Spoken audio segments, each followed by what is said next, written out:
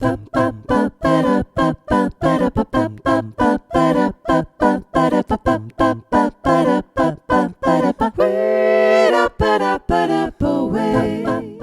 à toutes, bonjour à tous et bienvenue dans Chanter en chœur, ça s'apprend, le podcast des amoureux du chant choral. Je suis Anne Le Goff, chanteuse, chef de chœur et professeure de chant depuis plus de 20 ans et ici nous parlons de voix, de chant et plus particulièrement de chanter ensemble. Les bonus jusqu'à l'épisode 26 sont à retrouver sur mon site annelegoff.fr. D'habitude, Le Goff, ça s'écrit en 2 mots et j'y tiens beaucoup, mais pour cette fois, Anne Le Goff, c'est tout attaché. Alors si vous avez bien fait votre échauffement, c'est parti pour l'épisode d'aujourd'hui.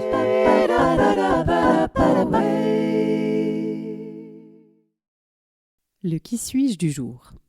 Aujourd'hui, je voudrais vous parler d'un podcast qui m'a beaucoup plu. Il y a quelques années, on m'a conseillé le podcast de Clotilde Dussoulier qui s'appelle « Change ma vie ». Et de fait, je crois que oui, il a un peu changé ma vie. Je l'ai écouté pendant quelques mois, il y avait beaucoup d'épisodes déjà disponibles et j'ai écouté le début dans l'ordre. Et ensuite, j'ai plutôt pioché en fonction des sujets qui m'intéressaient. Clotilde Dussoulier se décrit comme une exploratrice de sa vie intérieure et elle aborde des sujets qui permettent de s'interroger sur son fonctionnement et sur son rapport aux autres. Par exemple, un sujet qui m'a marqué, c'est « Les pensées créent nos émotions ». En fait, j'en étais peut-être déjà consciente, mais la manière dont elle l'explique m'a vraiment parlé. Et elle utilise un modèle qu'elle appelle le modèle de Brooke, je vous laisse aller écouter pourquoi, et qui montre bien comment on crée son émotion à partir de la manière dont on interprète les faits, et non à partir des faits eux-mêmes, bien souvent. Cette prise de conscience m'a aidée, je crois, à voir les choses différemment. Il y a aussi beaucoup d'épisodes sur le thème de l'accueil des émotions, ce genre de choses, et oui, ça m'a fait du bien à l'époque et ça m'a permis d'être, plus constante dans mon humeur et aussi plus souple avec moi-même. Et pour beaucoup d'entre nous, c'est un apprentissage. Donc si ça vous tente, je vous invite à jeter une oreille au podcast « Change ma vie ». Aujourd'hui, nous allons parler des stages. Je dis stage, mais je pourrais dire aussi bien atelier, week-end de répétition, concours, etc. Si vous suivez bien ce podcast, vous vous dites peut-être que j'ai déjà abordé ce sujet dans un épisode. Et vous n'avez pas tort, puisque l'épisode 24 s'appelait en effet « Pourquoi faire des stages ?» Oui, mais dans cet épisode-là, je vous parlais des stages et activités qu'un choriste pourrait décider d'aller faire de son côté, pour sa culture personnelle, son bien-être ou autre, et en quoi ces activités pouvaient servir sa pratique de choriste. Aujourd'hui, je vous parle plutôt des activités qu'on peut faire en chœur.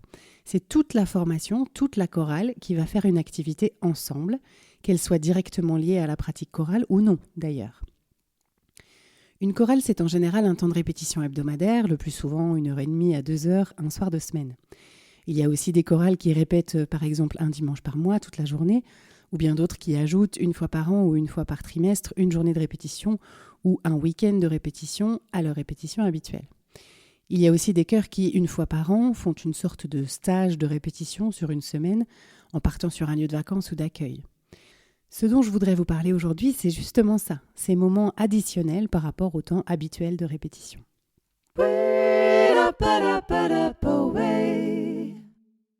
Si on voulait un peu détailler ces possibilités, ces moments additionnels dont je parle, d'abord on peut parler des répétitions supplémentaires. Donc ça peut être une répétition supplémentaire sur une journée, un week-end ou encore une semaine. Ça peut être une répétition dans le même effectif ou bien par pupitre. Ça peut être avec le même chef, sur le même répertoire, sur le même lieu ou ailleurs. Ici, on reste dans le même cadre que les répétitions habituelles. Donc il y a peu de choses qui bougent, mais ce qui peut changer quand même, c'est qu'en journée, on ne va pas forcément être dans les mêmes dispositions que le soir. Peut-être moins fatigué, plus enclin à partager, à discuter. Peut-être qu'on a moins de choses dans la tête liées à notre travail, par exemple. Peut-être aussi qu'on disposera de plus de temps pour discuter, justement. Ça peut être aussi des journées, week-ends ou semaines où d'autres intervenants vont être sollicités en addition au chef habituel. Par exemple, un prof de technique vocale, un prof de yoga, un autre chef de chœur, un praticien en Feldenkrais ou en méthode Alexander, un sophrologue, un intervenant clown ou en théâtre. Donc ici, ce sont des activités qui ont un apport direct pour le chant, puisqu'elles vont travailler soit sur la voix elle-même, soit sur le corps, qui est bien sûr notre outil, notre instrument principal, ou bien sur la confiance en soi et l'expression, qui vont évidemment être utiles pour le chanteur. Mais on peut aussi imaginer des ateliers ou des propositions qui n'ont au départ rien à voir avec l'activité chorale. randonnée, voyage culturel, bénévolat. On peut tout imaginer évidemment en fonction des goûts de chacun, du temps dont on dispose, des possibilités financières aussi, de ce qu'on trouve dans la région, si on n'a pas les moyens d'organiser quelque chose un peu plus loin. On pourrait aussi imaginer par exemple des activités pour l'association.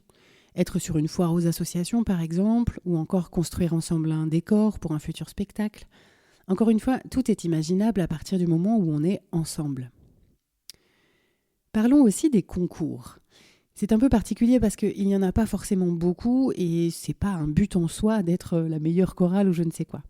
Il y a un peu plus cette culture-là dans les harmonies. Régulièrement, il y a des concours d'harmonie ou de brass band, des choses comme ça. C'est un peu moins fréquent pour les chorales. Et puis souvent, les concours sont plutôt ouverts à des chœurs déjà très expérimentés avec un assez gros niveau. Moi, j'ai eu l'occasion de participer à plusieurs concours en France et en Europe avec Microcosmos, à Tours notamment, où il y a le Florilège vocal qui se déroule chaque année, ou encore au Pays Basque ou en Hongrie. Mais avec la Cadencia, mon chœur de femme, on a aussi franchi le pas en 2016 de participer à un concours de chœur de femme dans le Doubs. Et je dois dire que ça nous a beaucoup apporté, alors que j'aurais pas forcément imaginé.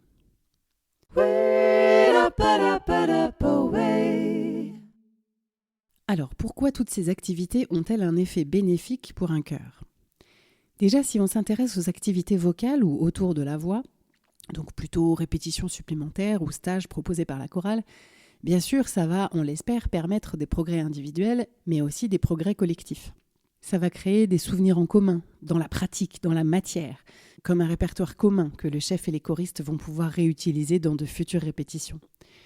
Et en plus, souvent l'atmosphère est assez détendue, donc ça permet aussi de lâcher des choses. On est vraiment fixé sur un objectif commun, peut-être plus précis qu'en répétition, et sur un temps dédié. Pour les concours, c'est encore plus intense. D'abord, il y a la préparation, où on est déjà tendu vers un objectif, mais bien souvent, une fois qu'on est sur place, il y a vraiment une intensité qui se met en place. On progresse comme d'un seul coup. Il y a un peu une magie qui s'opère et qui fédère beaucoup les choristes dans une énergie commune. En général, c'est vraiment source de progrès immense. En plus, ça vient un peu chercher la fierté, je dirais, de chacune, chacun et du groupe. On essaye de faire vraiment le mieux possible avec cette idée de battre les autres, entre guillemets, tout en gardant évidemment beaucoup de plaisir et de bienveillance. C'est l'idée d'être le meilleur possible, individuellement et collectivement. Dans ces différentes activités, il y a aussi des temps conviviaux, puisque là, on passe vraiment nos journées ensemble. On travaille ensemble, on mange ensemble, parfois même on dort ensemble dans un hôtel ou dans un gîte. Et ça, c'est un point clé du sujet qu'on aborde aujourd'hui.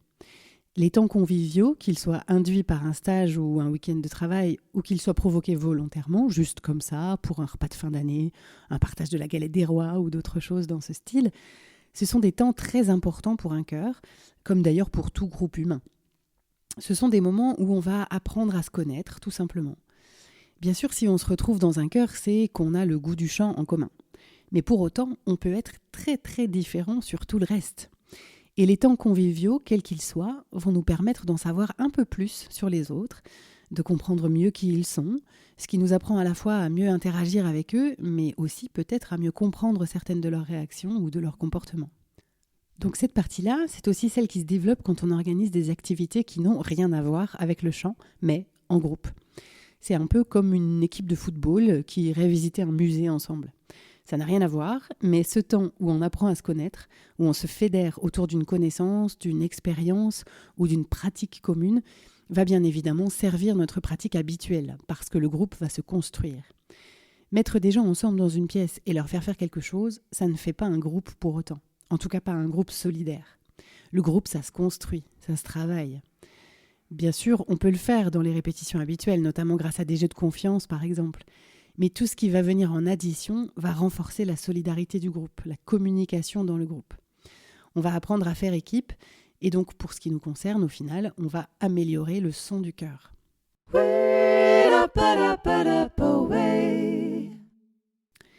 Récemment, j'avais organisé avec mon chœur de femme La Cadencia un stage autour des percussions corporelles et du beatbox.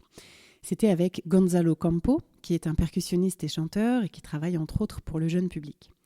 On avait organisé ce stage d'un week-end grâce à la Cité de la Voix, qui est un organisme bourguignon dont j'aurai l'occasion de vous reparler. On l'avait volontairement placé assez tôt après la rentrée scolaire pour en faire une sorte de week-end de retrouvailles, pour se refédérer après les congés. Et pas de bol, la veille, j'ai chopé le Covid. Donc évidemment, la question s'est posée d'annuler. Et puis non, j'ai décidé que le stage allait se faire sans moi, même si ça me frustrait beaucoup. Et j'ai fait confiance à mes choristes pour tirer tous les bénéfices du stage et me faire passer l'essentiel de ce qu'elles auraient appris, mais aussi de pouvoir chanter ce qu'on avait préparé sans moi. Donc j'ai envoyé un mail le plus encourageant possible et j'ai un peu réparti des missions. Par exemple, j'ai demandé à l'une d'elles de prendre des vidéos des moments importants, des réalisations pour qu'on ait une trace. À une autre, j'ai demandé de faire une sorte de compte-rendu, de prendre des notes au fur et à mesure. J'ai aussi demandé à celles qui lisent le plus la musique de donner quelques départs si besoin.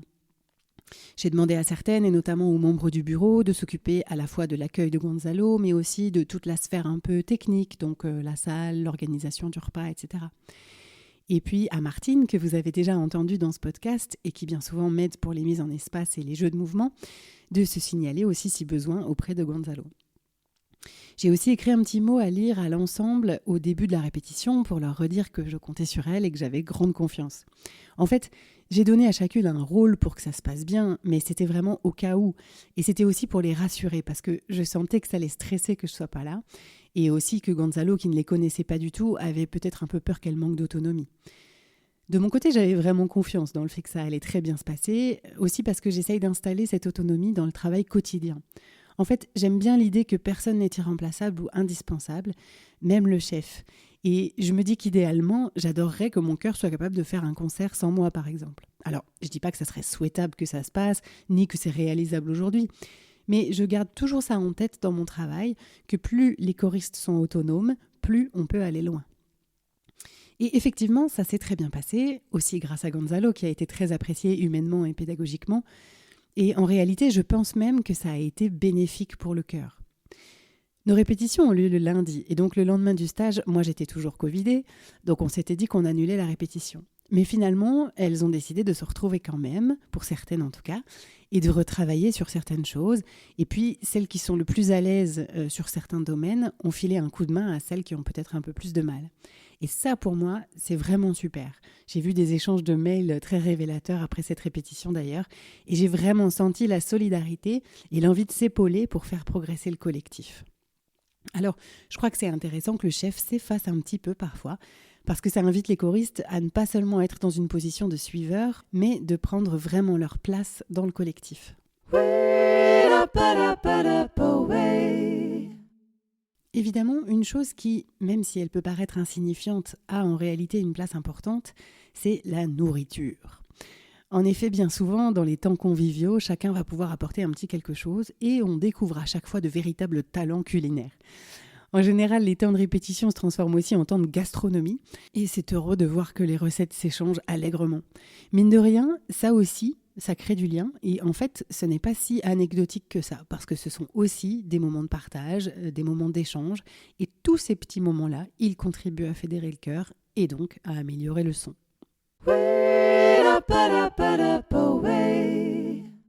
Et voilà, vous comprenez peut-être mieux pourquoi c'est vraiment important d'organiser des choses avec le chœur si on le peut. Ça sera toujours bénéfique pour le son du chœur.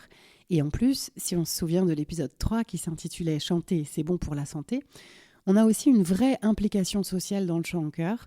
Donc tous ces temps conviviaux autour d'un travail vocal ou pas ont vraiment une place prépondérante. Double bonus aujourd'hui, puisque je vous mets le lien du podcast Change ma vie, dont je vous parlais en introduction, mais aussi une vidéo qui montre bien comment fonctionnent les cordes vocales et les résonateurs. C'est toujours intéressant d'observer comment ça se passe, parce qu'on en parle beaucoup, mais entre le savoir et le voir, il y a une petite différence.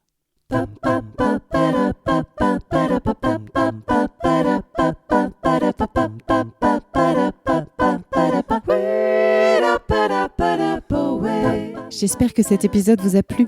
Si c'est le cas, je vous invite à vous abonner au podcast pour ne pas rater les épisodes suivants et surtout à me mettre plein de petites étoiles et de commentaires sur la plateforme où vous l'avez trouvé. Ça me sera d'une grande aide pour le faire découvrir à davantage de passionnés de chant en chœur. N'hésitez pas bien sûr à en parler à vos camarades choristes, mais pas pendant la répétition, et même à votre chef de chœur. C'est toujours intéressant pour eux d'avoir des ressources et pour moi d'avoir des retours. Si vous souhaitez découvrir les bonus dont je vous parle dans l'épisode, vous pouvez prendre un abonnement à partir de 1 € par mois sur Patreon. C'est une plateforme de financement participatif qui pourra me permettre de continuer sereinement ce podcast. Cherchez Patreon, Patreon, et vous tapez Chanter en chœur tout attaché. Le lien est aussi disponible sur mon site annelegoff.fr à l'onglet podcast. N'hésitez pas là aussi à laisser des commentaires, vos questions ou les sujets que vous aimeriez que j'aborde. Merci à tous, on se retrouve la semaine prochaine pour un nouvel épisode de Chanter en chœur, ça s'apprend. D'ici là, prenez soin de vous et de votre voix.